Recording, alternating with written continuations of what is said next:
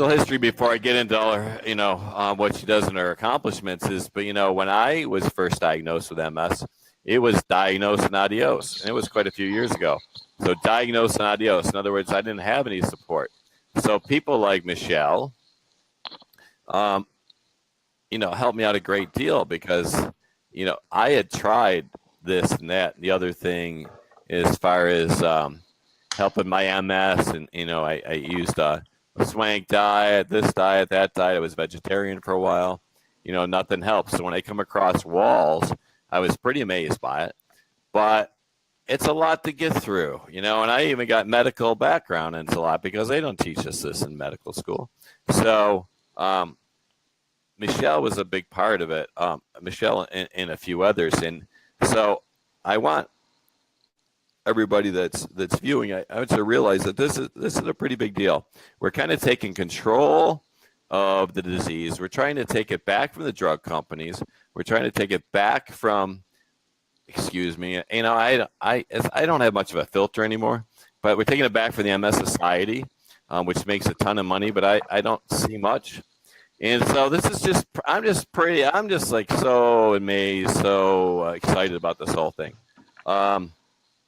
So let's get to Michelle, because Michelle's awesome. And she is a certified holistic nutritionist and a wellness coach. She's the founder of Healing Foods, and I'll post like her website on the bottom of the notes. She studied at the Southwest Institute of Healing Arts with a concentration on holistic nutrition. Michelle was blessed, given the opportunity to view food and her life in an entirely different light. Dr. Wahls always talks about trying to find the blessings in our disease, our MS, suppose. So she was diagnosed with multiple sclerosis, and this life-changing news set her on a very different journey, a very personal journey to learn more about MS, about her body, and how she could minimize or reverse the effects of MS. She wanted, like me, she wanted to remain active for her children, in a way to slow it down. I mean, nobody ever thought that you could actually change the trajectory of the disease. So she's educated herself. She's become, one of the authorities, and somebody that, she's always got her ear open. So if you need some support or help, she just always seems to be available to that. Good morning, Michelle. How are you? Good. How are you? I am very good. I just got up from the gym. See, I brought my muscles. All right. Got the gun show. Not really. Not really. But you know what? For guys that don't know me, I was, when I was diagnosed with MS, I went through this, depressive state. And let me show you something. And, I sold my practice, and I went down to 135 pounds. I was a skeleton. I was getting ready to die. And over the last year and a half, I've started working out, started eating right, started really, really following the Wahls protocol, with guidance for people like Michelle. And, magical things started to happen. So, Michelle. Yes. Fill us in. Tell us a little bit about yourself. Well, first I should say I need to probably change my bio. I have 2 years on there. I'm going into my 6th year of this journey with MS. I took that off because I knew it wasn't just 2 years. So I've known you longer than 2 years. So yeah, I kind of suck at that part of this whole thing. So whatevs. Yeah, I'm learning. The fact that I'm even talking to you right now and this is working is like, all right, it's beyond even me. Like, there's got to be a higher power involved. I know, it's cool. So this is my 6th year of my MS journey. 6 years ago, it'll be 6 years in December. December, like the beginning of December. You know what the thing is tricky with me is I didn't really pay attention to the timeline and what was happening because I didn't have any idea I'd be, on a webcam with you sharing my story. So, it's all, it was head down, charge forward, right. Kick this, wet to the curb. So it was in like sometime in December, mid-December probably, I started going blind in my left eye. I should stop and say I had symptoms of MS since I was 19. I had 3 kids. With each kid, I struggled, with all sorts of things, vertigo. And in hindsight, I didn't realize neuropathy, pain, like all sorts of stuff. But, when you're having kids and you're a woman and you have kids, you have 5 kids, and, you're just like on go mode. So I just ignored a lot of it. How many kids do you have? How many children do you have, Michelle? I have 3 kids, 3 kids and 3 dogs. What are their ages? Right now, my youngest is 14. My middle child is a boy as well, and he just turned 19, March 11th. And then my daughter is 20. Will be 21 in April. The one thing I learned, the older they get, and I never understood this, the more problems there are. Like when they're little, yeah, right? Right, yeah. So I'm sorry, keep going. I totally, we could go on for days about the kid thing, right? They're such a blessing, and they bring so much, and I've learned so much from each one of my kids, but sometimes. Yeah, so, I was up most of the night with a throwing up 3-year-old. So I know you were messaging me this morning. I'm like, oh God, I'm so glad that I don't have to do that anymore. Yeah, it's our 5th one. I just kind of looked at my wife and we just kind of laugh. That's what I'm learning to do lately. Is just like the adversity. I'm like, yeah, it sucks, but this is what I got. So here we go. Well, and like I tell my kids and myself, everything that I share is, a daily practice that I practice. I don't have it mastered. I mean, we don't ever have anything mastered. It's a daily practice. So I tell my kids and myself, like, this is life. Life happens. We can't control life happening to us. The only thing that we can control is how we react to life. And amen. Yeah. God. Daily practice. But anyway, so 6 years ago, I went blind I started going blind in my left eye. My husband works out of town a lot. I was driving 3 kids around. I ignored it. Woke up one day. It was, it was never black blind, but it was like gray, completely grayed out. So on the 3rd day of being blind and driving kids around, I'm like, maybe I need to go to a doctor or something. So I went to a retinal specialist, and he diagnosed me with optic neuritis. And I was sitting in there. My husband was home. So he went with me, and I was sitting in the office, so dilated, like they dilate you even more than a normal doctor. So I could barely, like my bad eye was blind. I could barely see out of my good eye, like in the corner down here or something like that. And he was like, yeah, optic neuritis is usually an indicator of MS in middle-aged, I think he said women. And I was like, are you talking about me? Guy's 39 at the time. And I was like, middle-aged? When did that happen? He actually laughed at me. That's painful. I was like in a dream state. And then he was like, middle-aged. I was like, I don't even know who he's talking about right now. But long story short, he said, go to the hospital right now. We want to get solumedrol in you. Hopefully it can put you in remission. So I went to the hospital, 6 days of solumedrol, all the testing. Came back. I knew, I knew I had MS. Probably by the 2nd kid, like it's a whisper, and you get on Dr. Google and Google, and I'm like, I wasn't surprised. So that December, I was kind of in denial. I thought that, I consider myself a badass. So I thought I was like, I'm not even really sick. I'm sick, but I'm going in remission. Screw this. Yep. So, I just went on with Christmas stuff, but I was super tired. My symptoms never really went away. I got my vision back, but not entirely from the solumedrol, but the solumedrol really kicked my butt in all sorts of weird ways. And so I went on with Christmas, but I was like on the couch a lot. And then I slowly started getting more symptoms. I could go down the list. They were the typical symptoms of MS. My balance was off, my cognitive ability, my cog fog is what we call it in our, the MS world, was so debilitating that I couldn't even remember if I had taken a shower and my hair was still wet. So I was completely... Just to stop for a second, what she's talking about, IV solumedrol, that's an IV steroid that's generally given to people, MS patients in acute flare-ups. And what it does is it's a very, very potent immunosuppressant as far as the inflammation. So there is some good side of it, but there's a lot of bad sides. Well, that. Yeah, there's it. Stamps out your inflammation. So it sort of helps you with that really acute inflammation.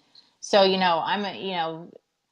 yeah. So I think that we need that sometimes.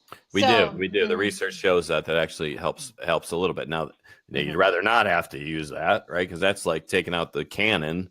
Oh yeah, because it totally trashes your adrenals. It trashes like everything, and you have to scratch your way back from it. But I respect it on a level that needs to be respected. That's right. So I was getting worse. I was getting more symptoms. I was not getting better. I spent a lot of time on the couch. Blah blah blah. So it was progressive. I was progressive. And by March, so that's just a few months later. And, I had started the protocol. See, once again, I don't have it documented very well. I'm not sure from December to March, sometime in between, I had gotten online and started Googling stuff. And Dr. Wahl's TED Talk came up. Totally cried. And that was it. Never looked back. But I got a new lesion and sick in March while on the protocol.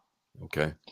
Double vision full time. How long were you on the protocol before? Just a few months. Just a few months. And then you had another lesion.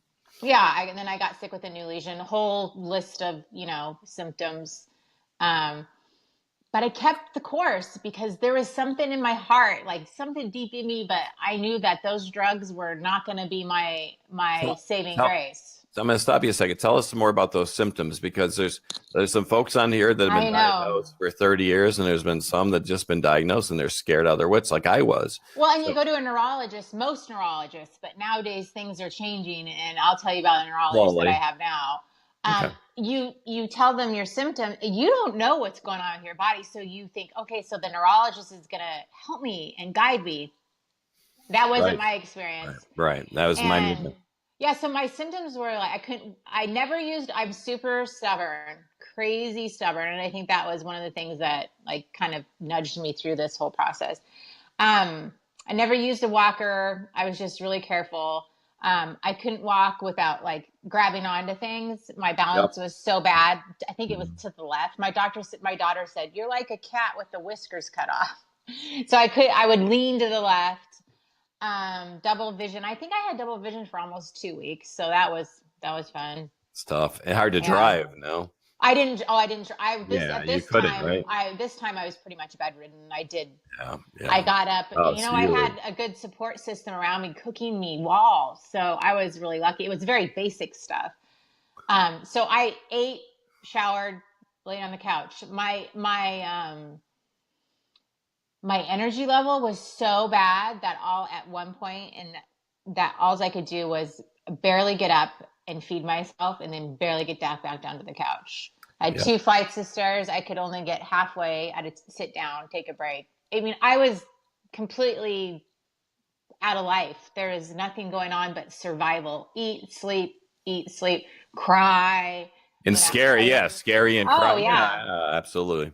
You see us now and we tell our story and we're like, oh, I'm living this super active life. I do this and I do that. But you know what? It's important that people know that I'm just like you guys who we're talking to right now. I cried my brains out. I was scared. I ugly cried. I snotted on my face. I had moments of weakness. I have to stop you. Tell us about the crying bucket, because this is profound. I mean, these are the things that you've shared with me. I'm sorry, I don't mean to put you on the spot. No. I have an open book. I think it's important. I'm so open now because there's nothing else left. That's it. Well, and the thing is I don't find any shame in it, because I think it's important that we take our moments of crying or take our moments of scared and just be with it and like honor it and then let it go and move forward. So that's my belief. So I don't have any shame with any of it. So in the beginning I had my shower and then a walk-in closet through my bathroom. And, I cried in front of my kids, but, I hid a lot of it because they were young and really scared, and they were used to this Yes. badass mom doing all this Yep. stuff. And all of a sudden I'm like Yep. falling apart. So I did hide a lot of my crying from my family. And, I just needed some private time. So my daughter was in the Girl Scouts, and then she got older, and she had made this, how many gallons? 10 gallon Like 5 or paint, 10, depending on what you have. the big gallon bucket of paint. Yeah. Bucket. So she made this stool with a padded seat on the top for Girl Scouts. Well, she was older and she was over that, but I thought it was really cute. And so I kept it in my closet. I couldn't bear myself to throw it away. Yes. And so I would go in there most often after my showers and sit on that bucket wrapped in a towel, just a disgusting train wreck, and I would sob and I would cry and I would be snotting all over my face and I'd be scared, and Been there. I just let it go because it's scary. You don't have any control over your body. It scares the That bejesus is a out of you. very scary part. Like something you relied on your whole life, and now all of a sudden is changed or gone. Yeah. Well, and with the body not having control of your body, it's like your whole life is like potentially gone, different, change. So it's really scary. I would be there, but then I would, like I said, I would let it go and I would move forward and go eat my veggies and, challenge myself. However, that little bit of challenge every day, I believe in stepping into resistance because great things happen when we do that. So How would you challenge yourself? Just keep moving forward and just keep. Yeah. In those days when I was really sick, my challenge was to get up, shower, eat the veggies I needed to eat, and then lay back down on the couch. And then slowly as I started to heal, so this was in, let's say, we'll start March. Slowly as I began to heal, I could walk up the stairs without stopping. I could, walk to our mailbox this time was super close. I could walk to the mailbox and back. So that was my thing. So I always pushed myself, because if you don't use it, you lose it. That's kind of how I thought. Yes. So, and then I started healing. I mean, by October, so from March to October, I did a follow-up MRI.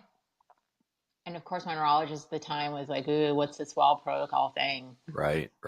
Eat pizza, drink beer, don't be miserable. I'm like, I'm miserable now. Yeah. Beer and pizza, just so you know, is not going to make me not miserable. Smoke cigarettes, whatever. Yeah. Yeah.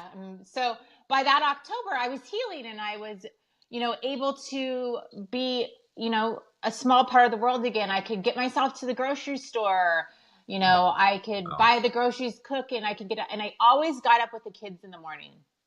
Even if it was sitting at my counter watching them get ready. Which that is not a big deal. What you just described is a huge deal. Even getting out of bed and getting down into your children, a huge deal. Mm-hmm. Good for you. But there was something in me that I was like, I need to be here every morning.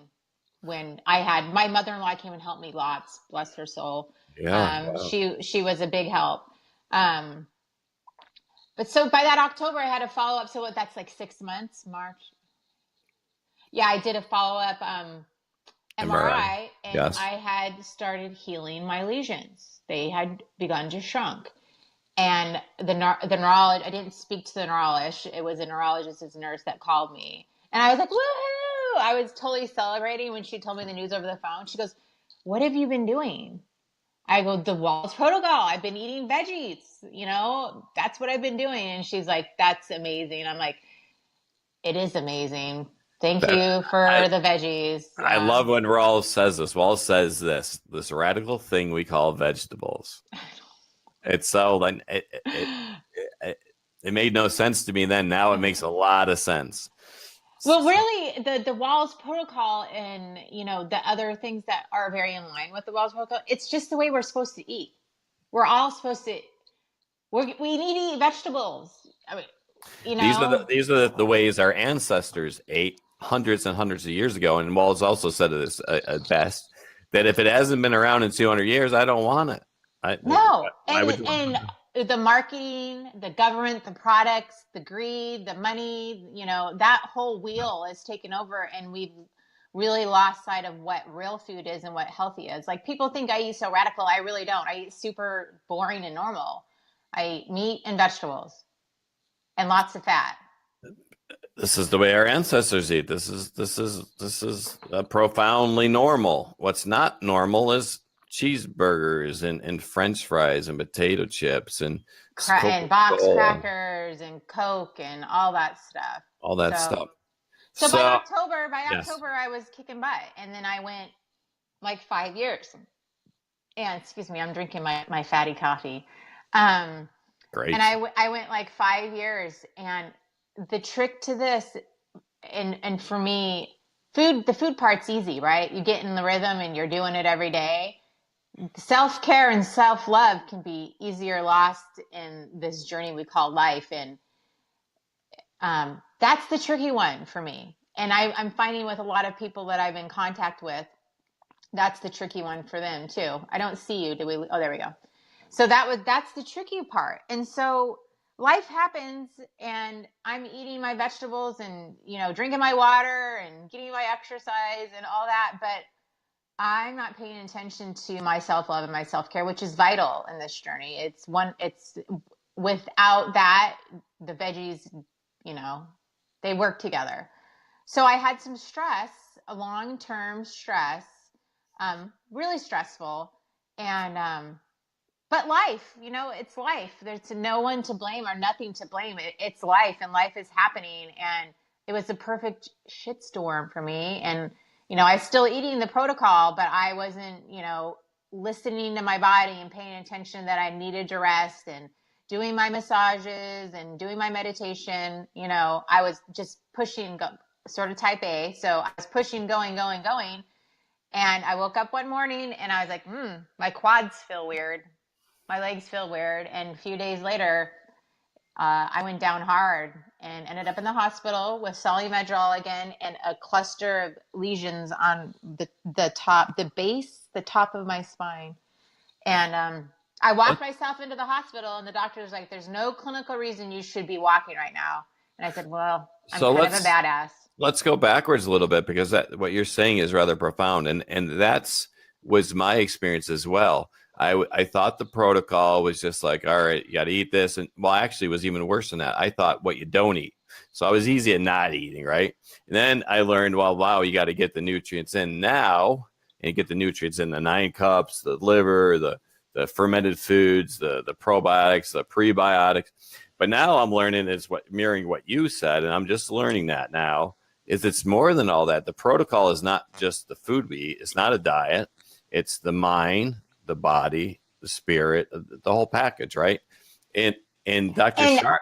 That whole package, I feel like what I'm here to do is translate things to make everything super easy for people. So all those things, and I go over all those things, but really it's just managing stress.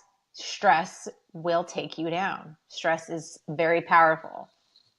So how did you learn? I mean, we're going to get a little slow it down a little bit, but how do you manage stress? What are the things that you do, like, that we could take home? I do monthly massages. That is a big one for me. I meditate every single day. I like to meditate a half hour in the morning, a half hour at night, but to be honest with you, the 2 times a day is tricky for me, but I always get a half hour in. And just like last night, people get tired, and I get tired. But for me, I need to pay attention to that. Matt Embry, is it Embry? Is that how you say his last name? I believe so. Yes. The guy that, what's the name of his documentary? Living Proof, I believe. Living Proof was just here in San Antonio, and I had tickets, and I was excited about going, but I was worn down, and I was like, I can't go. So I spent, the evening laying in bed watching Netflix, and now I feel better this morning. So being mindful of when I don't know, for people with MS, for me with MS, I'm super type A, and that's mellowed out because of this journey as well. I can't push through the tired. I can, but there's consequences, and that's the self-love and self-care of yourself. You're tired, be mindful and honor that, and do what you need to do. And, so knowing when to say no. Yeah. And if you have obligations, it doesn't matter. It doesn't matter. No, it doesn't matter what's, I mean, and it's a selfless thing in a sense, because, I'm doing this for my own physical body, but if I don't pay attention to what I need to be doing, it affects my kids and my husband and my friends and my clients around me. So I have a responsibility to take a minute and do what my body is asking me to do. that was my problem. I was at 5 different hospitals, and I would work, I don't even know, 78 hours a week, and I would be on call, and I just kept declining and declining, and I was doing everything I thought was right, and and I realized now, and I didn't know it then, but I realized now that I was just slowly destroying myself. I was the queen of that. And so I was back into that cycle again, when it'll be a year. It was a year in October that I had the really horrible relapse. I mean, in the universe, we all have different names for God. I say universe because I think there's a lot going on working up there. If you're not paying attention to what they're trying to tell you, they're gonna punch you right in the back of the head and make sure you're listening. And that's what happened to me. That's so true. And that was and I used to say, with my first relapse, when I first got sick, well, at least it's not on my spine, because that's like my worst nightmare. Oh my God. And, when you say stuff like that, the universe, I'm like, I couldn't do that. The universe is like, guess what? Here you go. And I did it. And it was really scary. And, but there's every time, with life, these things happen to us. And if we take a moment and get quiet, there's really beautiful lessons that, we can learn from them. And I learned a really beautiful lesson from this last relapse. There's no shame. People are like, oh, so does the protocol not work? Are you going to do drugs? There was a huge push for me to do drugs, on all sides of my life. Not my husband. My husband has always been super supportive. He's such an amazing man. I'm so blessed. I had no shame. I never once thought the protocol didn't work. I never thought I would stop doing it. I did take a few minutes and think, do I do the drugs? But I got quiet and didn't make any decisions based on fear. And I just want to stop you a little bit there, because Wahls and everybody I talk to, including yourself, says, well, 2 things I'll tell you guys. To find the blessings. Find the blessings within the disease. I mean, there are blessings, right? And the second thing is that the Wahls protocol or recovery, I was just talking to somebody this morning. I said, it took me 30, maybe 40 years to get sick. So I can't expect a linear road to health right away. That's not going to happen. It's going to be up and downs. It's going to be, This process is not linear. It's very non-linear. Life is very non-linear. We as human beings try to make it really linear, but it's not at all. Mm-mm. So, and somebody else is asking, how can I watch this from the beginning? I'll rebroadcast this. I rebroadcast it on the YouTube channel as well as on Facebook. But keep going, Michelle. I don't want to stop you because you're. I'm a blabber, clearly. No, yeah, please. I don't know where I was at, but No, you were talking about you had a relapse and you had lesions and you were considering drugs. And but I was super scared, and I didn't want to make any decisions based out of fear. I felt, I didn't feel like that would be the right thing for me. So, I took a minute and did some more research. And long story short, my older brother Sean came, and I like this story. Maybe it's not so profound, but for me it was. Came to help me. And I was getting better, so we went out to lunch. My favorite restaurant, Healing True Foods in Phoenix. I now live in Texas, but True Foods in Phoenix. Great stuff for us Wahls Warriors to eat. And he said, and I was I feel like you need to be open to everything. You don't want to be completely shut down, closed down. So I was in this process of, do I do drugs? Do I add to it? I don't want to be super stubborn and narrow-minded about it. So, and he goes, well, it seems to me what you've been doing for the last 5 years was working. Why change it now? And it was such a simple statement, but for me, I was like, yeah. And so he said that, and I moved forward and just kept hitting strong and eating my veggies and really being mindful of my self-care and self-love. And so I'm completely recovered.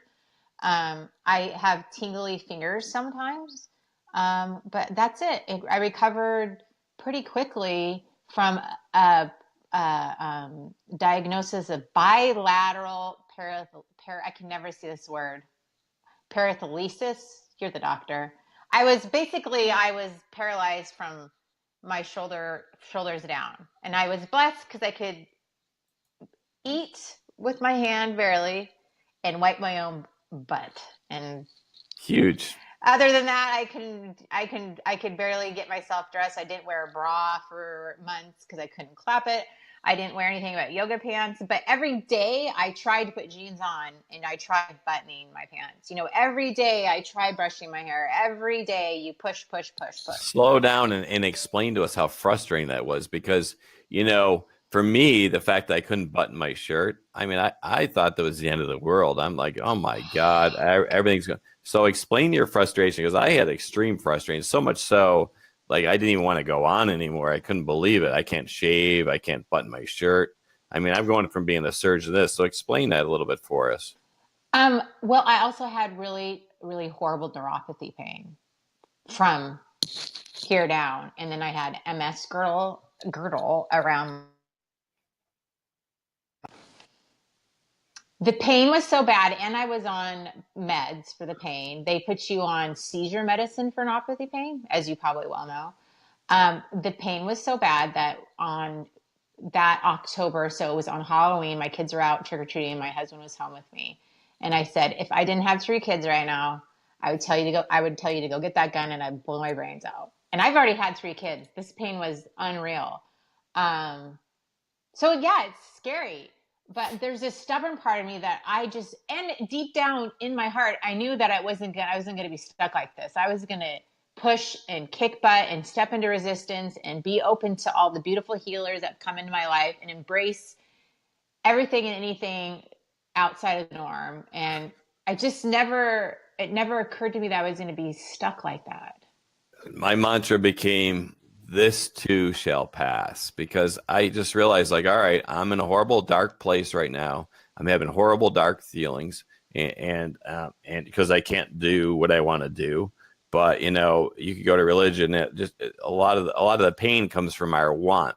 So if we can enter into you said the suffering, or if we could begin to understand, like, okay, this is the way I am now. In an hour or next day or next week, I may be different. That's hope. Without hope, boy, I think we're in trouble. Well, and everything is in a constant state of change. That's similar to what you just said. And I tried not to be anywhere but in the moment. If you're in the moment right here, right now, you don't get overwhelmed. Right here, right now, I'm going to challenge myself to brush my teeth. Right here, right now, I can do this. Right here, right now. And then the next thing you know, you're moving forward and life is back. Everything is in a constant state of change. That was my mantra. Nothing stays the same ever. So you continued with the 9 cups of, following the recommendations of Dr. Wahls. Yeah. And you didn't never wavered from that. I've never cheated one time. Never. Gluten is poison. And just recently I went to this restaurant I don't go out very often, but the chef has a daughter that's gluten and dairy, so it's this really beautiful, yummy restaurant that's got so many compliant things. Right. My salad came out with like this fried onion like thing right on the top, and I sent it back, and I just wasn't paying attention, or I don't know, but they picked it off, and I took a big bite of the salad and I got a little bit of it. And I spent like a week, not, it doesn't take me down and out, but I'm a little tired. I have headaches, but it's a whole week of So just a little. from a medical perspective, and well, answer one question from Lil. Can it be 6 cups, 5-1? Yeah. Wall says don't force it in. If you're smaller, I mean, she's 6 foot, right? Walls is not a small person, and so Absolutely. I mean, and what I say, I mean, but 6 cups or 2 cups is better than no cups. So, oh my God, yes. Yeah. And then the other, I don't hit 9 every single day, but I always hit like at least 6, but it's an imperfect process. Eat your veggies, don't get so hung up on the measuring of everything, especially in the beginning. Just eat your veggies in the beginning, So all right, so you went through some ups and then some downs. They say fall down once, get up twice. And you continued with the protocol, and this is the question people ask quite a bit. Let's say they found a cure tomorrow. Would you go off walls? No. No. If somebody offered me to cure my MS or roll back the hands of time to take away this whole MS thing, I wouldn't do it, because this MS journey has brought me so many beautiful gifts. This is when I get a little emotional. I'm not the same person. My husband, my kids, people around me, I mean, it's an infectious thing, and it reaches out and blesses many people. My relationship with my husband isn't the same. We've grown. It's really beautiful. My kids have a level of compassion that they could have never had. We eat so healthy. There's just no way I would ever change what I've gone through. It's scary and painful and hard as it is. I would never, ever take it away. And no, if somebody gave me a pill to cure me right now today, I would never stop the protocol, because that's the way we're supposed to eat. And I eat super delicious, yummy food every single day. So there's 2 parts, and I agree with both parts of that. Number one, I wouldn't go back because I feel very good. I got muscles again, and I feel healthy again. And then number 2, my wife and I are back in love again. My children and I get to see me. I was working the 10, 12, 8 hours, whatever, every day, and I didn't get to see, so many of my friends, doctors, or getting divorced, getting this.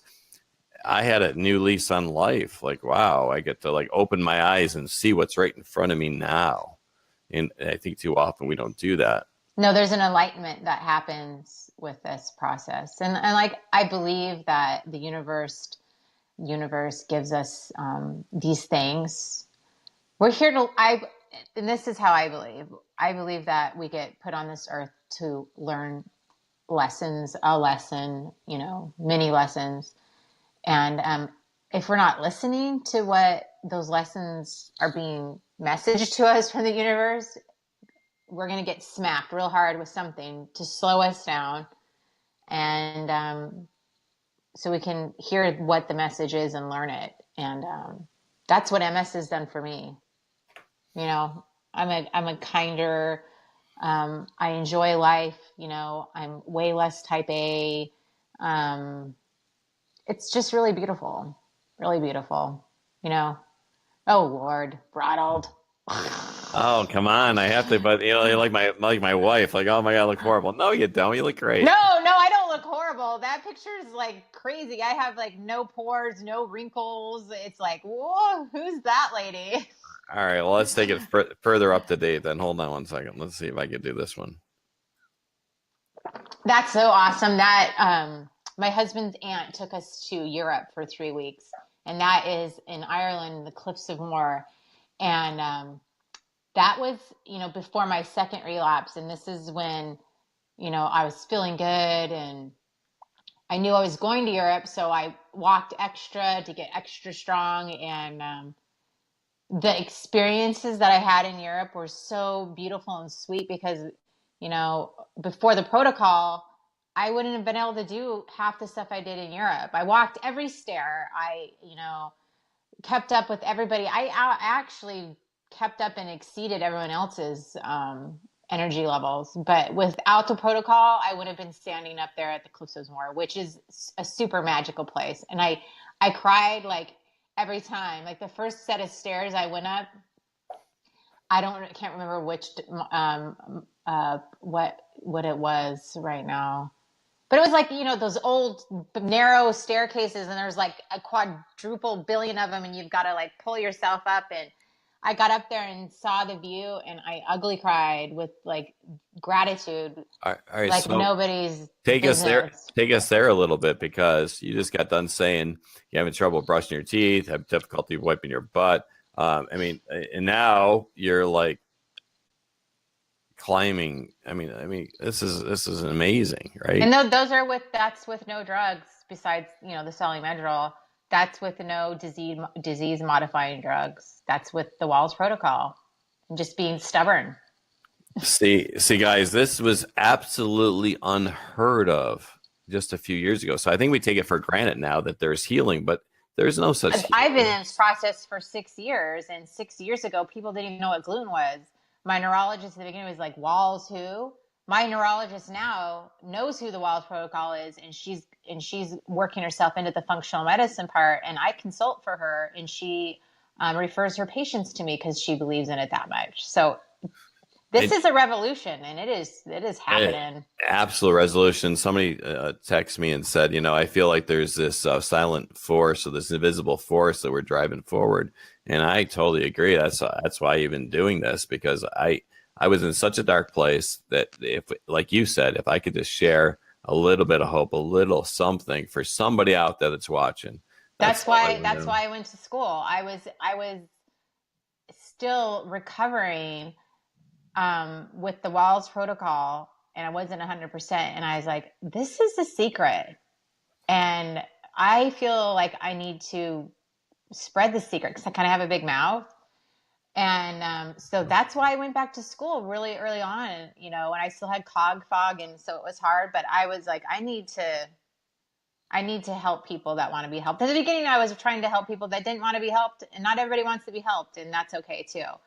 But, I live a really beautiful life, and every day I'm humbled and honored that I get to do what I do. Spread the secret that veggies heal. So you're a nutritionist. So can I ask you a few questions? Like, for example, can we talk a little bit about gut health? Mm-hmm. All disease starts in the gut. Okay. And break that down. So what does that mean? Does that mean that that we're not taking the proper supplements, that we don't have the right gut bacteria? You break it down, because people don't fully understand what you well, and the thing is I'm not a doctor, and like I say, my job is to make it super simple, because it really isn't very complicated. And we have, there's a lot of, I make it simple.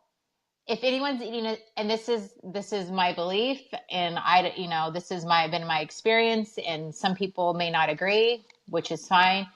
If you're eating a standard American diet, your gut is suffering. You have leaky gut, and you are slowly creating environment in your body that is making, it's brewing up disease, and whatever that genetic factor is for you, autoimmune, cancer, whatever it is. So yeah, if you're eating a standard American diet, are you there? Sorry, I got a phone call. I'm not very good at this whole techie stuff. I'm sure there's something I could do to get Believe me, either am I. My 17-year-old laughs at me. He's like, oh, my kids do too. And they're like, how do you not know this? I'm like, you know what? Be nice to me, because when I was teaching you how to use a spoon, I was nice to you. So yeah, right. Exactly. Right? That's what I remind my 17-year-old. I was wiping your butt not too long ago. Yeah. But back to the leaky gut, from medically speaking, our cell mucosa, our cell lining in our gut and our intestines is basically one cell thick. And so if we, through dysbiosis or a failure to have the right bacteria, or through eating wheat with like phosphonates and all, there's so many different irritants, so we could break down that. Can you hear me? You're frozen. All right. Am I back? Okay. and so um, the whole I idea. can't hear you or see you. I can What to do, Ronald? see you. Hold on. Let's see what we could do here. Should we hang up and try it again? I still hear you. Let me try something.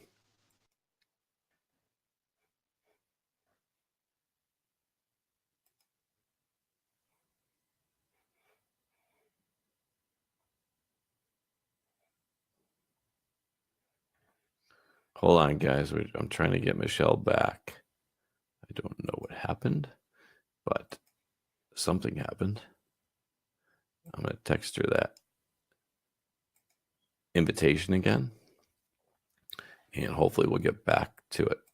And while she's coming around, I'll just explain. Can you guys hear me?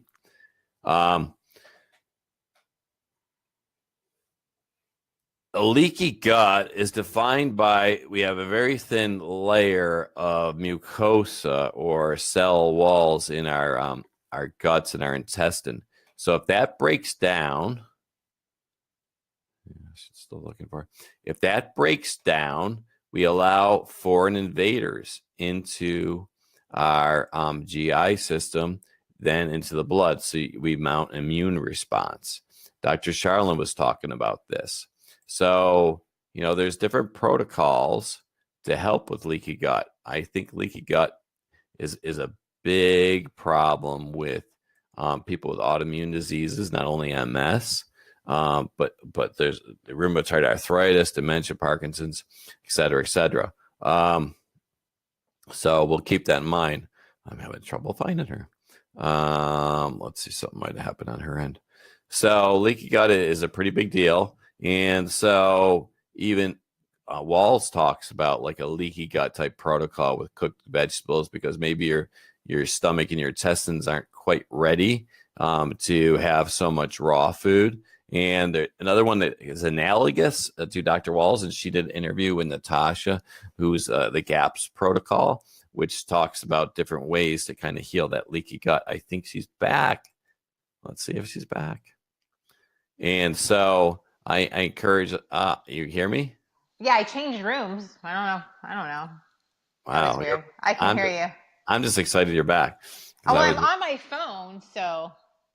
No, I don't know that there's any reason for any of this. I don't know. Okay, I'm going to go back to the quiet room. Go ahead and keep talking. No, so I was just trying to explain in simpler term what a leaky gut is, and perhaps how. Yeah, because we use all these really big words, and quite frankly, some of those big words don't even really mean anything to me. But because traditional allopathic medicine, they hear something like leaky gut, they're like, "Oh, that's nonsense," and they just totally blow it off. But now we're starting to come to terms with it. Yeah, the bottom line is, if you're eating the standard American diet, you're destroying your gut. So, there's, I think, 4 steps that I talk about. And, the first thing you do is you got to remove what's destroying your gut and change your diet. Then you have to, add the good stuff back in. But if you're eating the bad stuff, the good stuff isn't going to, if you're adding the probiotics and the prebiotics when you're eating your veggies and things like that, it's not going to help, because you're going to just keep destroying. So you got to take it out and you got to add it back in.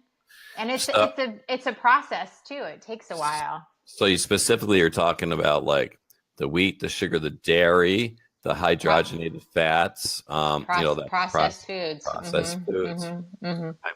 Very good, very good. Mm-hmm. And so you said you 4 steps. So that's number 1. Yeah, I would have to look at my PowerPoint. No, just from your memory, But the bottom line is we can go through all those steps, but really it's taken. I'm like really up close now that we came back. Oh well.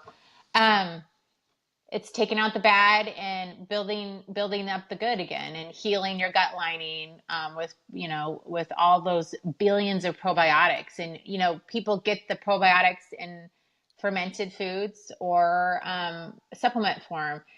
And ideally, we need to get those from the natural way. I believe in everything being the natural whole food way, being fermented foods. But some people cannot eat fermented foods, and I'm one of those people. So I have to take a supplement. Because the histamine response. I do. I have a history. I do.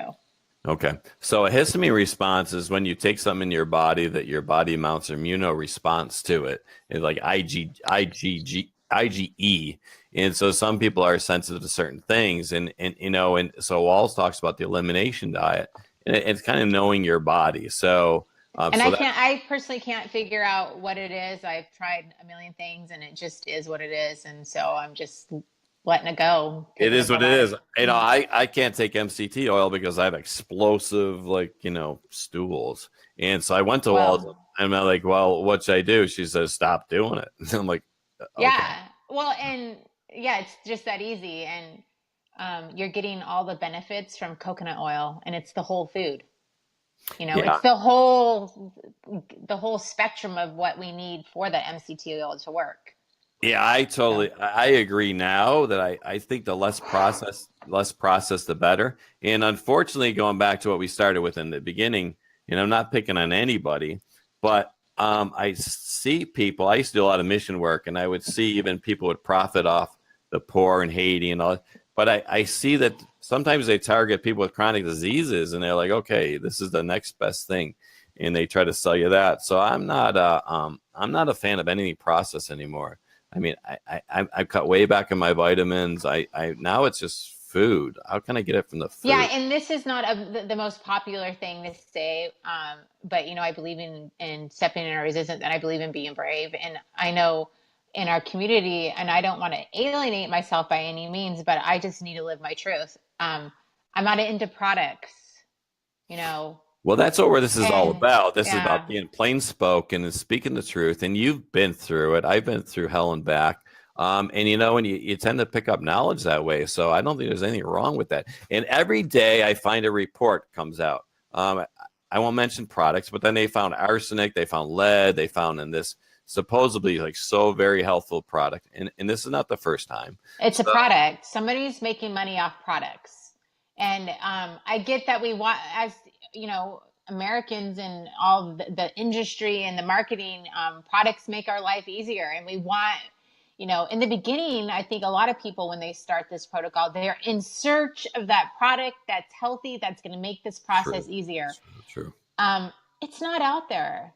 That magic bullet, I call it. It's not out there. Yeah. I mean, the products that are out there, like full fat canned coconut milk from Trader Joe's, that makes your life easier because you don't have to crack open the coconut and make Yes. All right. But there is not a magic powder. There's not a magic oil. I'm sorry, it's not out there. I couldn't agree with you more. Mm-hmm. I couldn't agree with you more. It was just by chance, and we live in Atlanta, so I don't know if it was a bird or whatever. It must have dropped a dandelion seed into our pot on the porch. And I went out there, and it was a beautiful dandelion leaf. So I'm like, oh my God, this is great. And so I ate it, and I would have never have done this, years ago. Never would I eat sardines. Never would I add liver, But this is. I can't do liver. But not a lot of people. Awesome, can. yeah.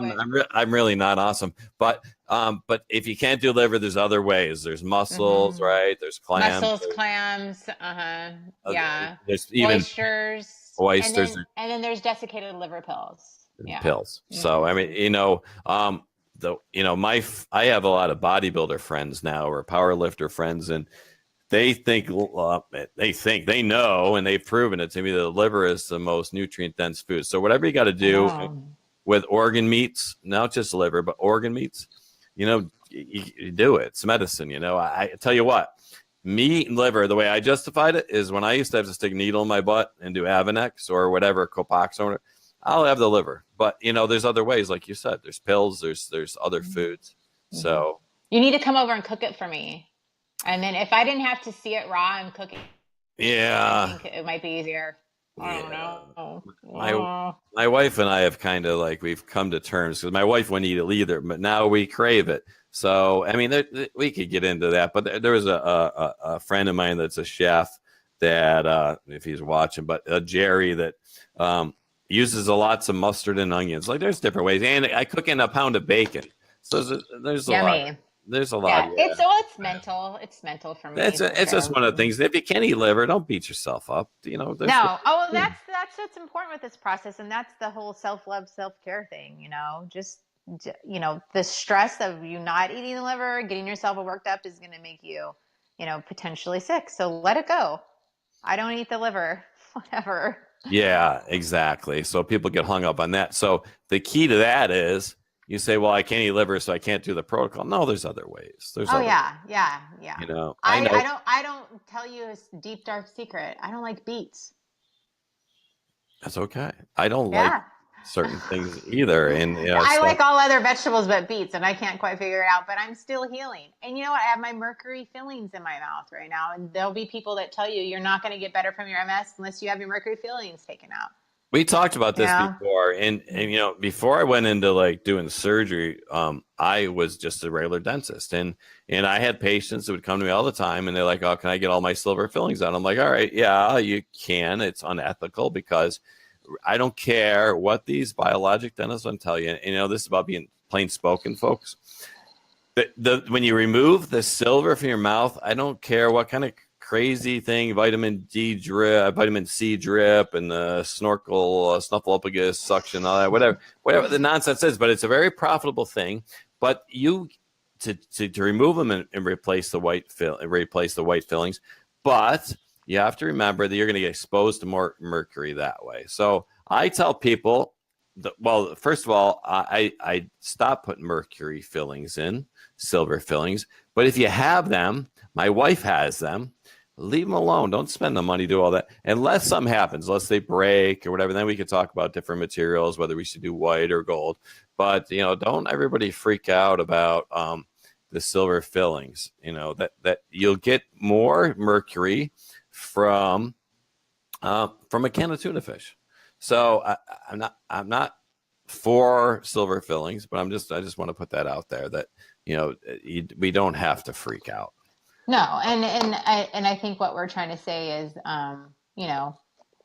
if there's one thing that you can't eat or you can't do, it doesn't mean you have to throw it all away and think it's not going to work for you and you're not going to heal. So there's many ways to skin a cat, so to speak, right? There is. Got to believe. You got to have hope.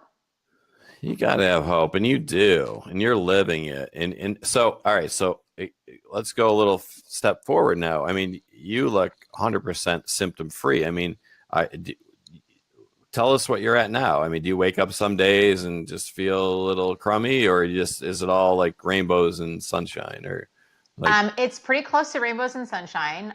Every once in a while I get a little worn down, kind of right before my girl thing. And just like last night. So I just rest, and then I wake up, I get a good night's sleep, and moving forward. But the trick is I am, super strong and super healthy right now. So the trick is to be mindful and not lose track that, I'm not cured. I have MS. I will always have MS, and I need to respect the disease that I have and be mindful and, remember that this healing journey is very non-linear and everything is in a constant state of change. So all these things you have to... So even Wahls doesn't claim that she's cured. Wahls claims that she still has MS. So she openly admits that. But she's changed the trajectory of her disease, the course of her disease, and she's controlling her symptoms. I mean, that's amazing. Oh, yeah. If I didn't have the protocol, I'd be sitting in a wheelchair wanting to kill myself. For sure, 100%. It was progressive. 100%. 100%. With you. I'm with you 100%. Let's see here. Somebody's asking, yeah, I was going to ask you this anyways. Like, can you give us your morning routine? That's people get hung up on, all right, how am I going to put this into my practice? How am I going to put this in my life? Like, for example, can you go over like your morning routine, or do you have anything specific? Or... Well, what I always say is, so the first 2 years I ate eggs, and I would cram a ton of...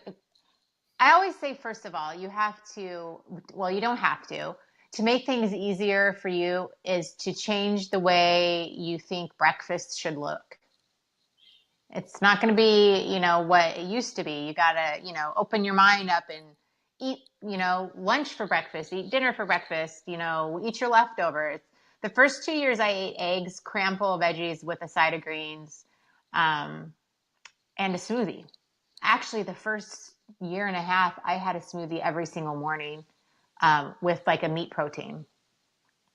Um, So yeah, breakfast right now I do intermittent fasting. So I'll have Yes. coffee. I have a coffee with fat, and which is kind of nice because then I don't have to worry about eating in the morning. But I there's days that I'm hungry and then I just eat. So So we'll go back because breakfast and these different things are all constructs of society, and they may or may not be correct.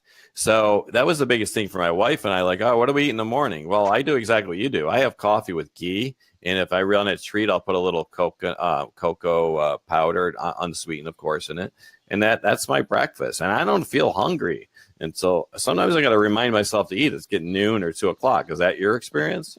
yeah, and that's different for everybody. And I think it's connected to your adrenals. Some people can't fast in the beginning because they're Yep. still healing and they're just so Yes. trashed, and you just Absolutely. wake up starving and your blood sugars crash. And so a lot of the times when we're really, really sick, we need to eat breakfast, lunch, dinner, and that's how Totally I was agree. in the Totally agree. beginning.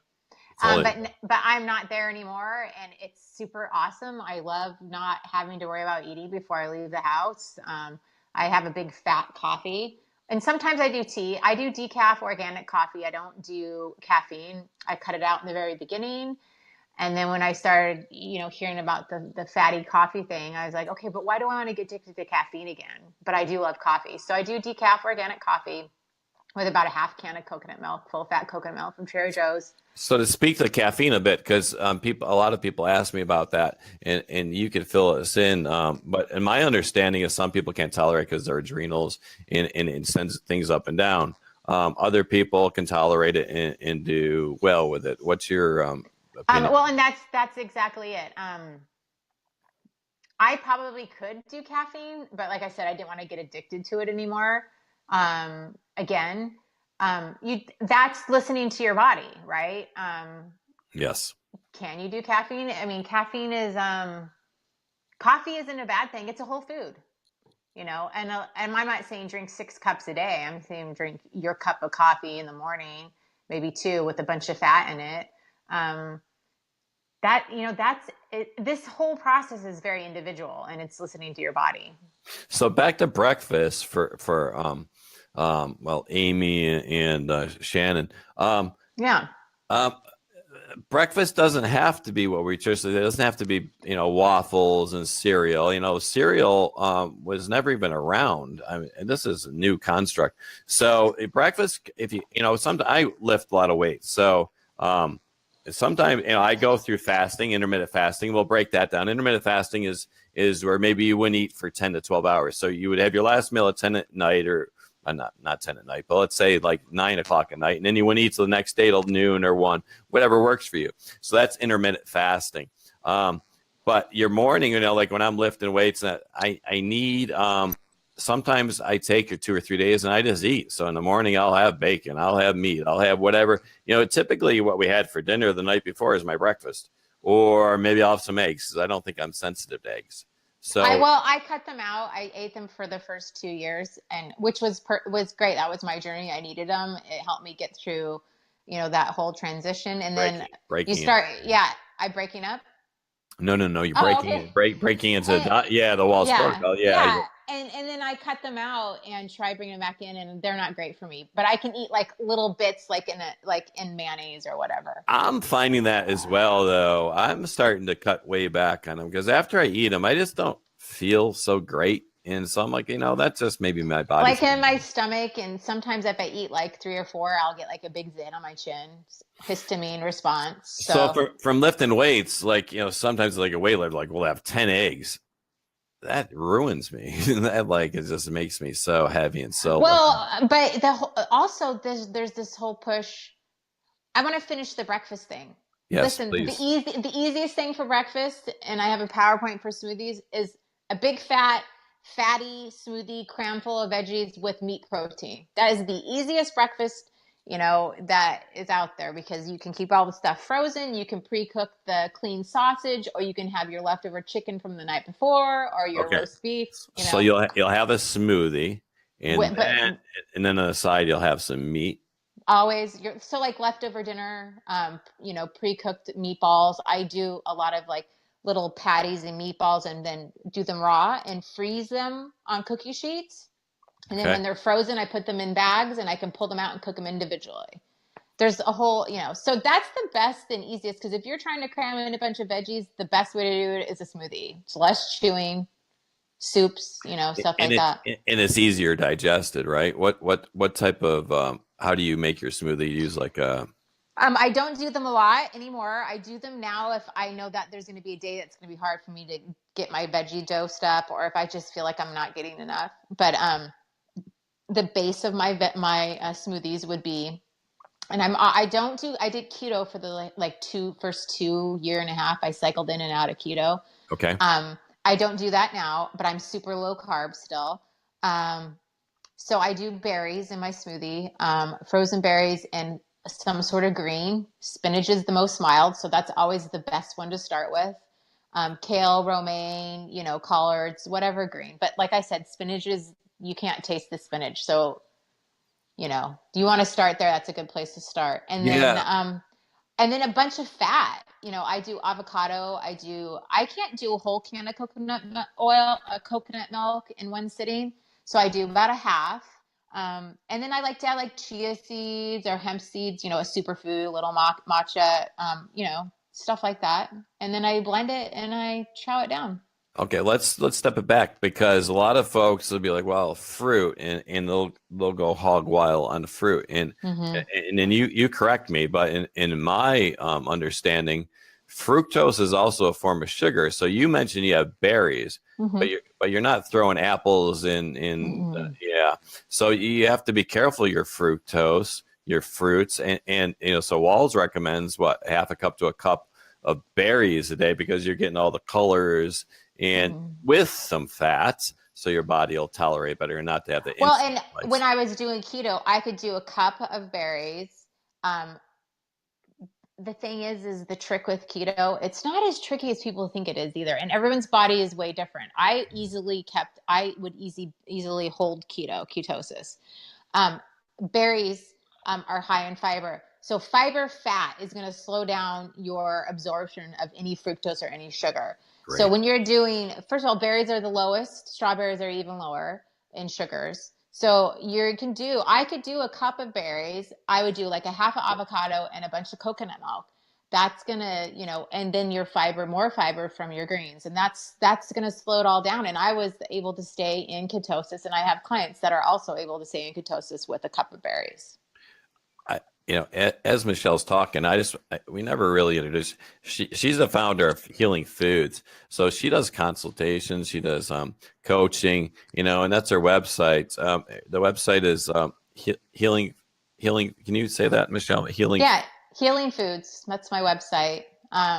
What's the web address? Is it Healing Food? Healing Foods Consulting.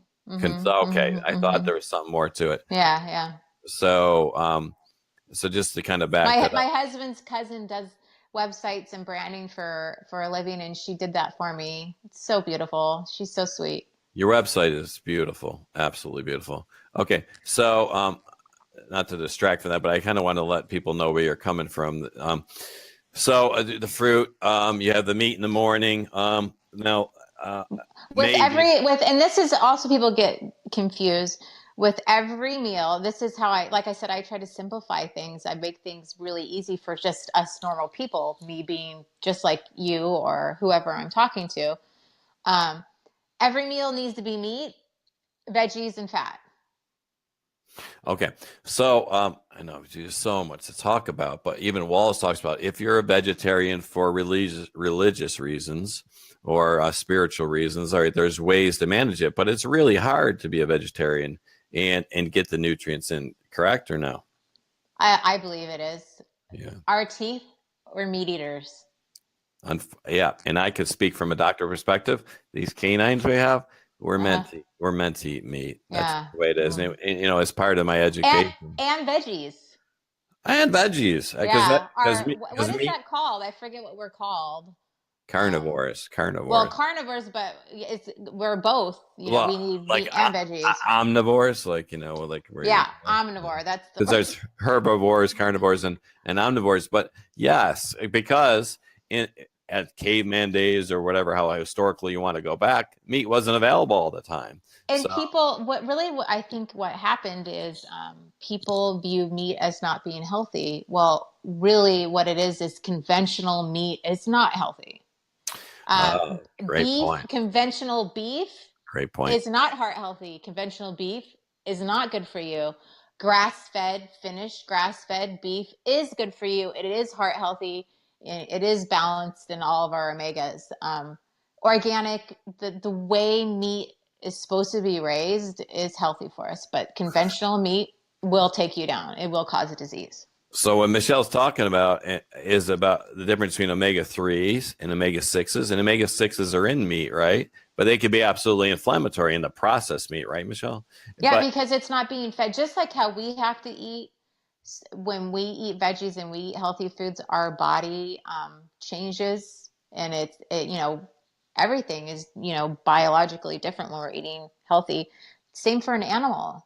Like if we eat crappy food and crappy meat, we get high cholesterol, right? So that's saying that, you know, it's changing our chemical balance or whatever it is. Same with an animal. You give a cow corn, it's not designed to eat corn. You know, you see, I watch Dr. Pol and you see all these cows eating corn and they have all these problems because they're eating corn. So it's changing the makeup of their meat that we're eating. If you watch the documentary, they show what they feed and they just try to fatten them up. So they'll feed them like candy, like whatever garbage just to get in them. And corn is just one of them. Yeah. So somebody's asking. A cow is not designed to eat grains, just like we're not designed to eat grains. They need to be grass-fed, grass-finished. And that's our industry, you know, messing stuff up again. So I'm just going to answer this quickly. It says, what are your thoughts on people reverse their MS through vegan or other? I think there's many ways to skin. I mean, if that works for you, but I'm going to be honest. Okay. Yes, please do. I'm not going to be politically correct. I don't. This is what it's all about, Michelle. Go for it. Because I have my own opinions on this as well. I'm a vegetarian that eats small amounts of meat. Thank you. Yes. I eat, my meat is the side dish of my dish. I believe that in my heart, and in my experience and in the things that I've learned book-wise, although I don't retain a lot of the book stuff. But you're a certified holistic nutritionist. Yeah. But I mean, I guess my whole point is a lot of my information, knowledge comes from just living it, right? Yes. Your body needs meat. I'm not saying that maybe someone else can't heal on a vegetarian diet, but I haven't seen it. I've seen just the opposite.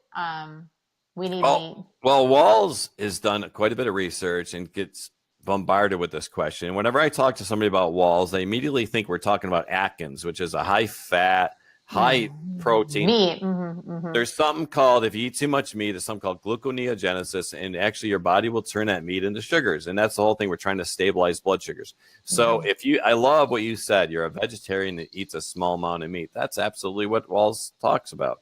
That's what Dr. Charlin talks about, is about the balance. So there is vital nutrients in meat that I believe, I know ancestrally we're designed to eat it. Now, can you do it without? Yeah, there's ways to do it, but it's really hard. You know, B12. I mean, there's so many different things. I mean, never say never, because anything's possible. But you know, in my opinion, in my experience, or even not even my opinion, in my experience, and then watching my friends, like, you know, my fellow Wahls Warriors on the Wahls page, they're doing it with meat. Okay, so there's another thing in medicine. Like we talk about anecdotal evidence. So you say, well, this one person did it this way, and therefore, well, maybe they're an outlier. Maybe there's something a little different. But when you look at large numbers of patients, that are recuperating, they're like Michelle said, that little bit of grass-fed meat, or if it's for religious or spiritual reasons, we could figure out a way. I know Wahls has different ways, but if you're looking for the right, simplest way, we got to listen to Michelle. She's Well, I mean, it's not even listening to me. I when I went into the phase of searching, how am I going to, put this disease, at bay? There's a lot of things out there, and Dr. Wahls was the one that spoke to me because she did it. She was sick, So, like, to me, there's no question. I mean, there's other diets out there from doctors that didn't and don't have MS, and like what's the best scientific proof that it works is if you're the one, you had MS, you designed it, and you did it. Right. Dr. Charlin cautioned us in our last interview. He said to be careful. Sometimes people put stuff like the Cambria protocol, the high vitamin D protocol. And he says, well, you put protocol next to it and people think it's something. But they could be a non-referee journal. I mean, in other words, unless they're I could get on the website and I could say, well, we could eat bat poop and that's going to make us better. And that just because I put it out there doesn't mean it's true. So things like the high vitamin D, I mean, it could be very dangerous. And not could be, it probably is. So we have to be careful. We have to be educated. Unfortunately, we have to educate ourselves, right, Michelle? In order so we don't take these leaps into these. How many diets I tried? Listen, knowledge is power, and just because someone says it is and it's going to work, don't just assume. You got to dig a little deeper. Can't assume. Yeah. Just because that person's a doctor, or they write books or whatever, that doesn't mean anything. You still have to dig and look deeper. And that's what I liked about Wahls. All of a sudden, these other doctors are starting to come forward. These other researchers coming forward. Other people are coming forward. And when you hear it once, okay, great. But when you hear it over and over again, it starts a pyramid, and people are all talking about the same thing. I mean, that's when I'm really like, all right. On the Wahls page, what is it? Over 10,000 people. Yeah, I mean, right. Man, they're I mean, it's not just you and me doing it. There's a lot of people doing this program. The MS Society. I was just going to say the MS Society just gave her $1 million. Because we have to have the scientific proof. Blah blah blah. Great, I love it. But for them even to recognize that she's bailed up, yeah. I'm like, all right, wow, okay, this is interesting. That's what I say. It's a revolution. There's a shift. It's changing. It's happening. And she's put herself out there day in and day out. Dr. Charlin's put himself out there saying some radical things like MS drugs don't work for 70% of the people. Like, that's radical. Well, and the neurologist that I see now, because I moved to Texas, and everybody says you have to have a neurologist when you have MS. So I got here and I got settled a few months into it. I'm like, I guess I'll see about getting a neurologist. And so I just looked up into my insurance and picked a place, and it was NISA and Neurology Institute of San Antonio. I'm like, oh, this will work.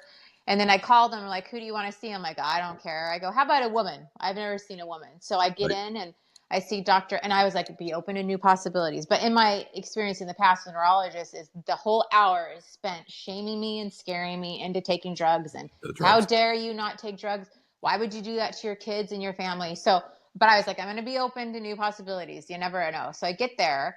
And it's Dr. Suzanne Gazda, who is a beautiful, amazing woman that has compassion to levels that you didn't even know existed. I get there, long story short, she comes in, and I'm like, be open to new possibilities. And she's like, you do the Wahls protocol. That's so great. And then I started saying, yeah, and I'm a holistic nutritionist. And she's like, I think I'm in a dream right now. I've been looking for a holistic nutritionist. And so now we work together. And that would have happened 6 years ago. It's a cosmic shift. It's awesome. It really is. It really is. It really is.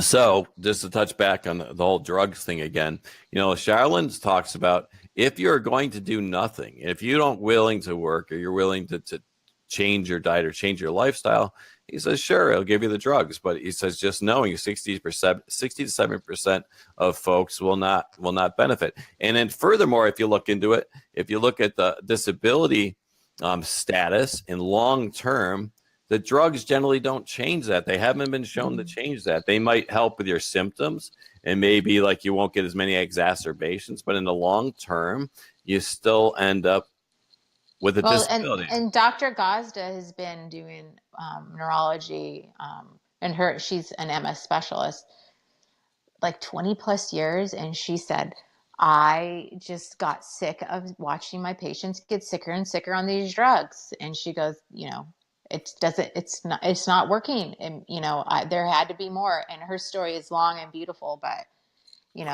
Well, and I'll say something else. And, we're able to do this because I'm not giving medical advice right now. Either is Michelle. This is only for educational. This is only, it's not proven to prevent or diagnose. But look up, if you guys are curious, look up how many people have died on Google from MS drugs. I don't need to say anything more, So I don't think anybody's ever died from eating vegetables. I could be wrong. I know people are like, do you think it's going to work? When I talk to clients. Good point. And I say, you know what? I can't guarantee anything because, life is, who knows? I've never seen it not work for somebody. And I can tell you now, it's not going to make you worse. Eating a vegetable is not going to give you cancer. Eating a vegetable is not going to have your kidneys shut down. Eating a vegetable is not going to make you see hallucinative things and make you want to kill yourself. I can tell you that 100%. Yes, that vegetable is not going to hurt you. All right. So, I get that question too, right? And so my answer to that as well is, I know it doesn't work because all you got to look, what percentage of people in America are pre-diabetic? I think it's upwards of 60%. What percentage of people in America are obese?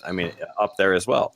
We are a sick society, and we're eating what they tell us to eat. We're eating the cereals, we're eting the breads, we're eating the pizza, we're eating all the stuff that we grew up on. I have a lot of kids, and they had fishies yesterday. I'm like, well, and now knowing what I know, I'm like, well, it's poison. And we set up these. I had it when I was a kid. Well, they didn't have it when they were a kid 100 years ago. Although that I had it when I was a kid thing is, we have to also remember and remind people that genetically modified food didn't come into the scene until the 1990s. Yeah, in 90s. It was different. So the Dorito that our kids are eating are not the Dorito that my parents grew up eating. Great point. And they had less glyphosate, Roundup, less GMOs. And you know what? I also just don't give two hoots that our parents I eat fish crackers. I don't care. I know more. I know better. And so I'm going to do better for my kids. So when I went to school and I started this journey, I felt like I couldn't even, in good conscience, give my kids that crap. So my kids are gluten-free. My daughter's 20. She eats whatever she wants. In my house, It is Wahl's protocol. My son doesn't eat dairy. My husband eats a little dairy. There's no gluten in my house, and there's very little refined sugars. I think I have an organic honey nut Cheerio, not honey nut Cheerios, but like a sweetened Cheerio in there for my son as a treat. Okay.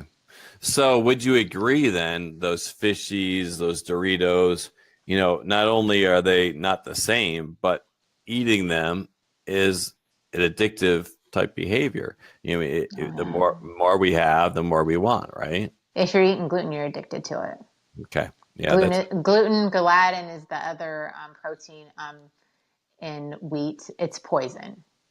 So furthermore, I understand, I said, people that stop eating gluten for, let's say, 6 months, and then all of a sudden have a little bit like you did with that fried onion thing. Mm-hmm. They say that your body, when you're eating it, it develops these tolerance to gluten because it's constantly got poison, so it tries to fight it.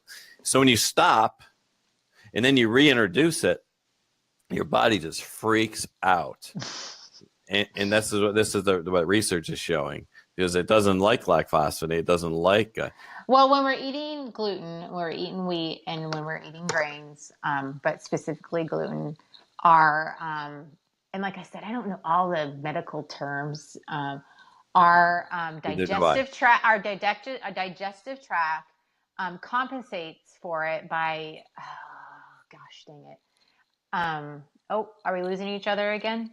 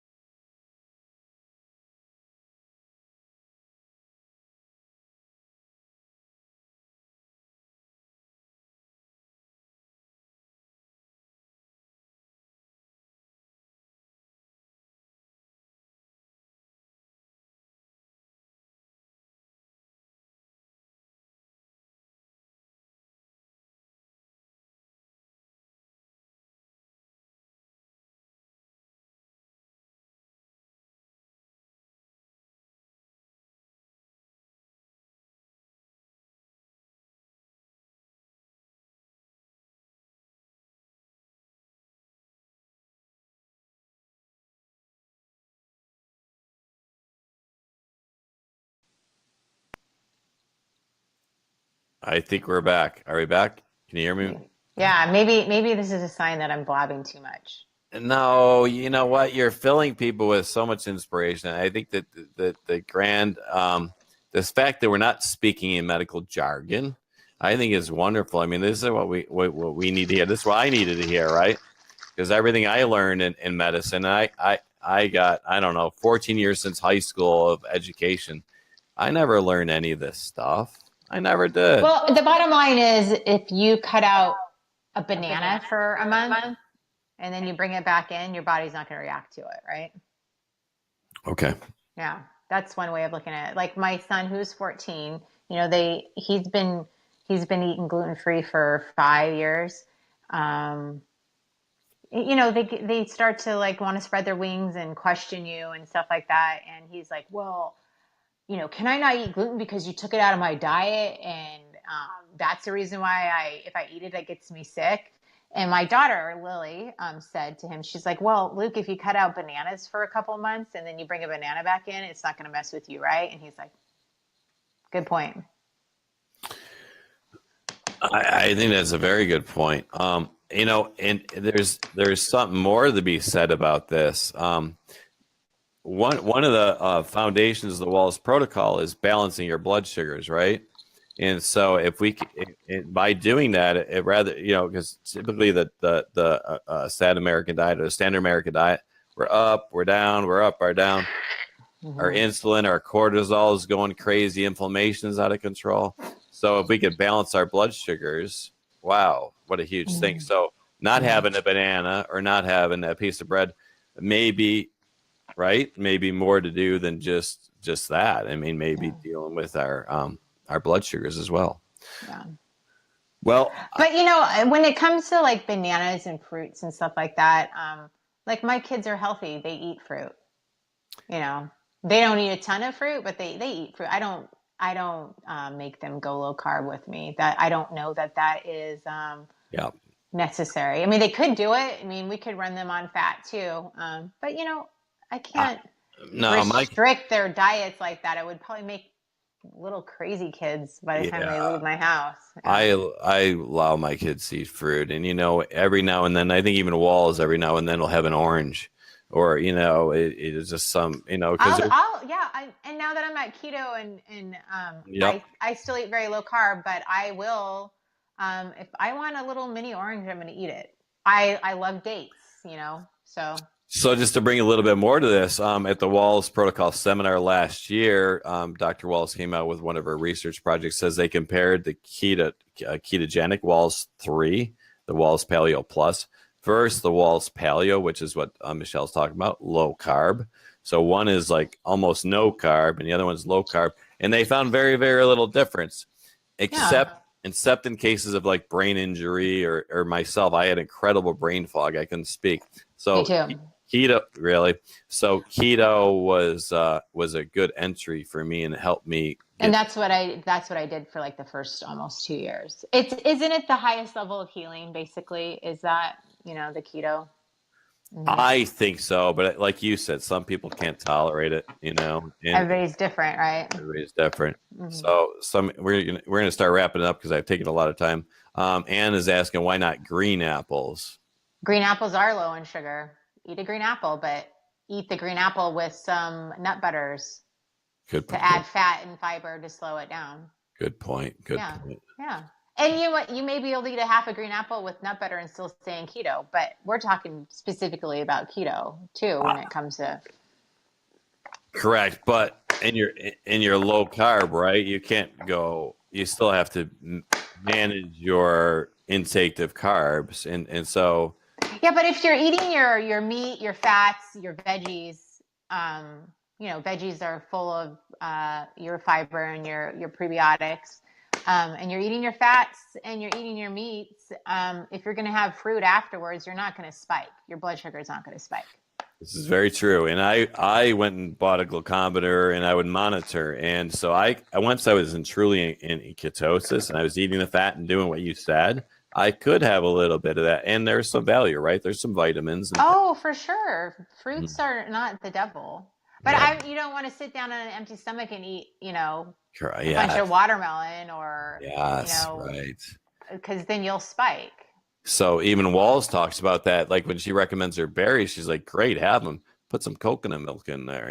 Let's. You know what I really love is the little frozen wild caught blueberries with good a little melted coconut oil on them and then tossed around because it's like remember that magic crunchy shell stuff you used to put on ice cream? So good. So and we have 5 kids, so I tend to be frugal. We have to be frugal. So Costco, they sell those wild blueberries. I love Costco. Yeah, I love Costco.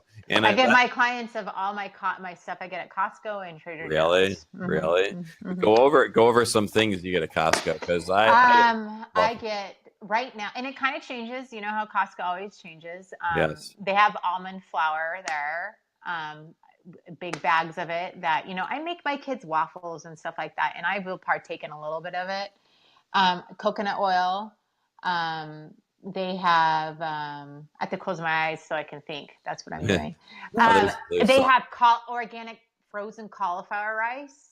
Oh my God. My wife, we just got that the other day. I'm like, what is this? Good. I said, is this like quinoa or something? She's like, no, I wouldn't feed anything bad. She says, this is cauliflower. I'm like, what? Okay. And I cook it just like rice. And let me tell you, I'm eating it and I'm like, so I good. feel like I'm eating rice. It's so delicious. It needs a little extra salt. It's kind of like how pork needs lots of salt. That will need lots of salt. We made a jerk chicken and those spices kind of spilled into the cauliflower. It was just, I don't know. It was just. I make like a taco bowl with it. Like I love it. So that's one of them. Right now they have organic berries in little packages that have greens mixed into it. So that's nice. Yeah. What else? We just picked up the organic chicken. I get that maybe the organic chicken coming from Costco may not be the best, but I have a family, so I buy the whole organic chickens. They have organic ground turkey.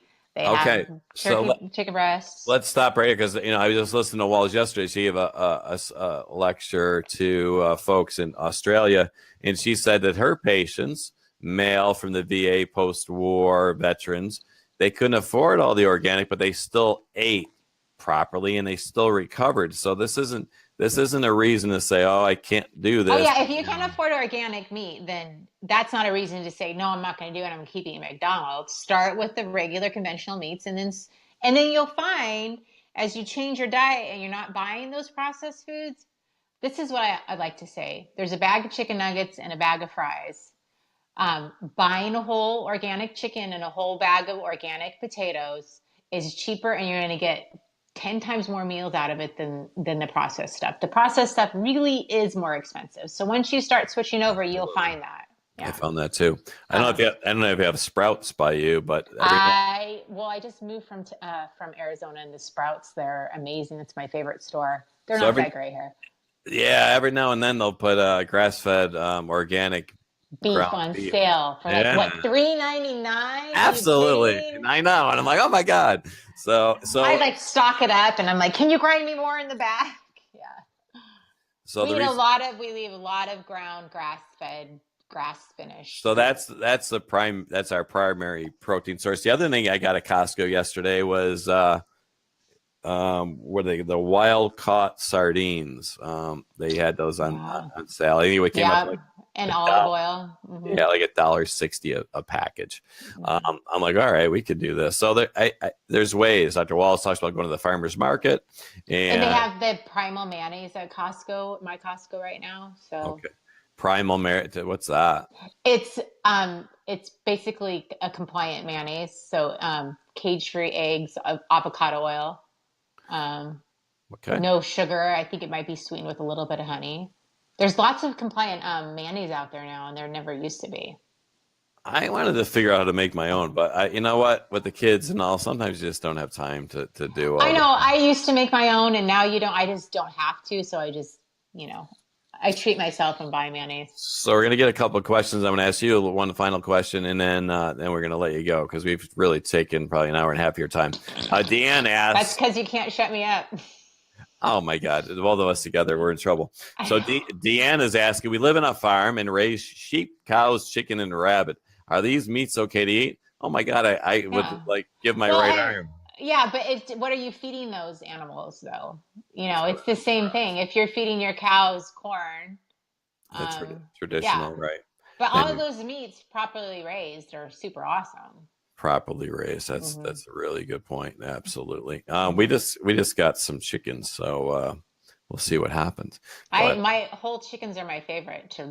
I spatchcock them, so I cut the backbone out and flatten it out, and I season it. The trick to a good whole roasted chicken is a whole tablespoon of sea salt. And then interesting. I do like other seasonings, but that's the trick because you want to get a good amount of salt. Yeah. Deanne's responding says no, she doesn't feed him grain. I'm like, oh my Uh, God. and yeah, I'm I, jealous, Dan. I'm moving over to her house because Where are you at?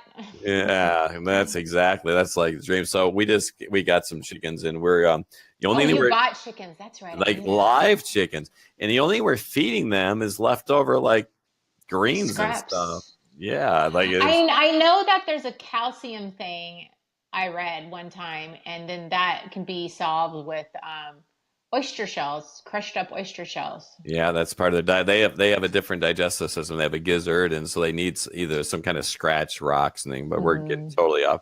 And Deanne says she's from Kansas, so we're all I'm moving. coming. We're I'm moving moving to to Kansas. I don't like all that snow though. Sorry, Dan. Kansas.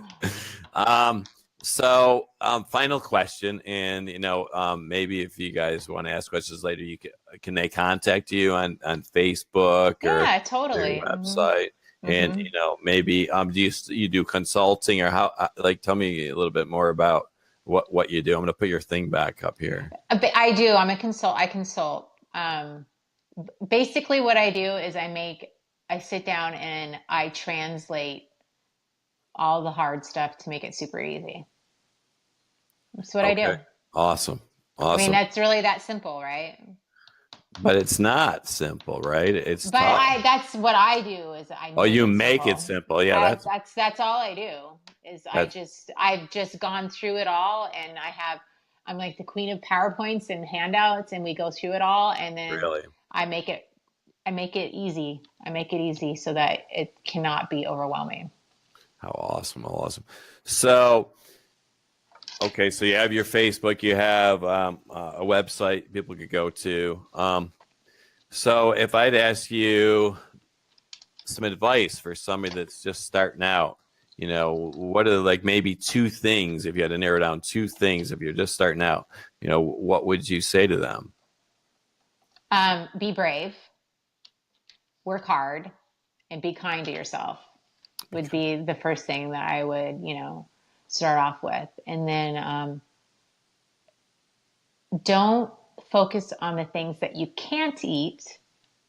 Focus on the things that you can eat, and then because you're like, I can't eat this, I can't eat that. Oh, and that gets really overwhelming. But you know what you can and, should eat is meat and veggies and fats.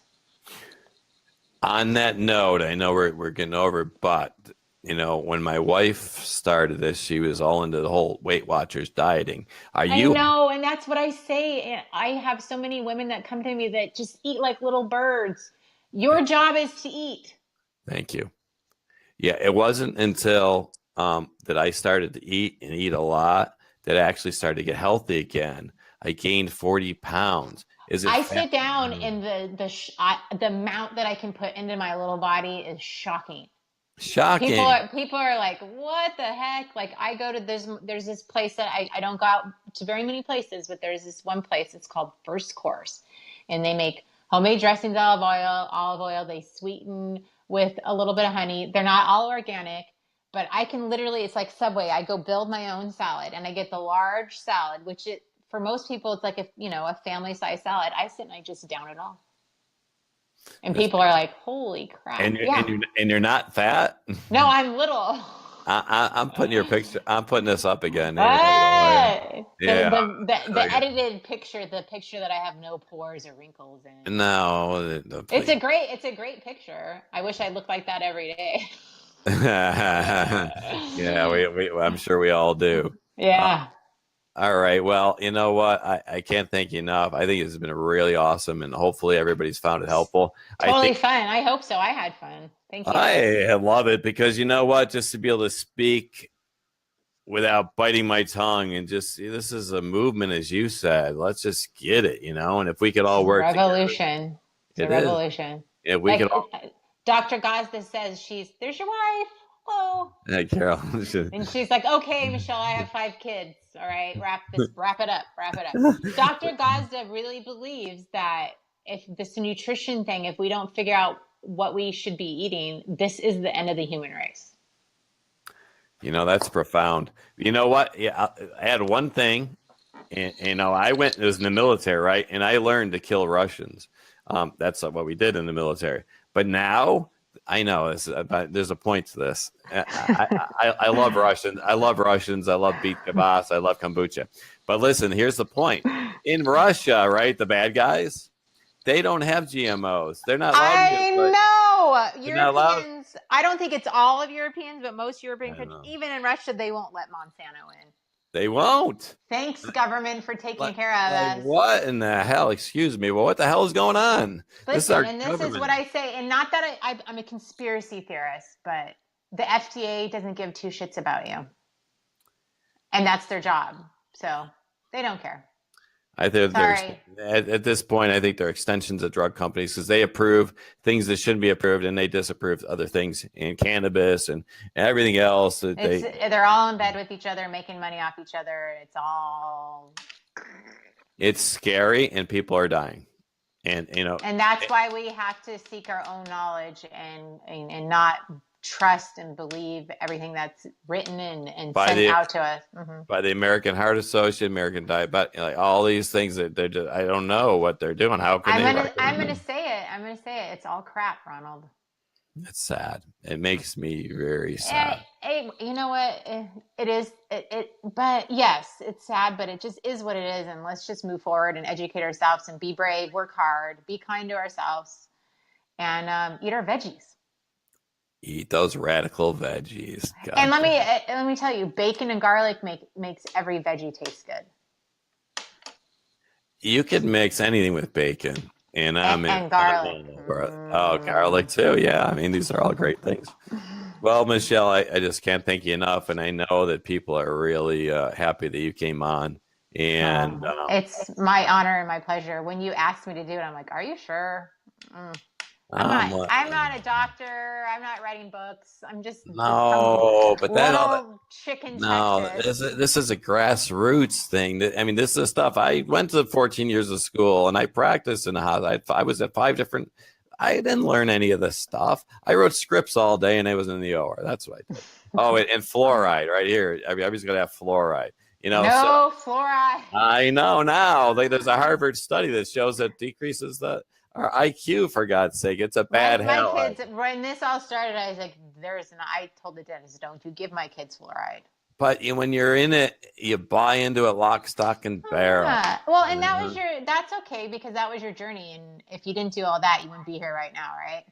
Absolutely. And I dig it. I dig you. I'm glad that I love it. I'm excited to see you at the Wahls Protocol Seminar.